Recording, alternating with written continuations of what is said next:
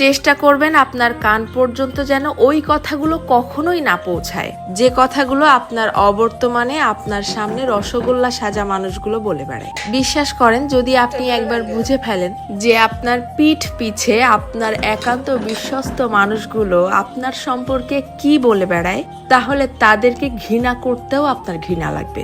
যদি আপনি বুঝে ফেলেন আপনার কান পর্যন্ত কোনো কায়দায় যদি কথাগুলো চলেও আসে, তখন আপনি এমনিতেই নিঃশব্দে মেনে নিতে বাধ্য হবেন যে আপনার আশেপাশে আসলে আপনার বিশ্বাসযোগ্য কেউ নেই। যখন কেউ আপনার প্রশংসা করবে, সেটা তারা কোনো রকম রিয়াকশন ছাড়াই চুপচাপ শুনবে।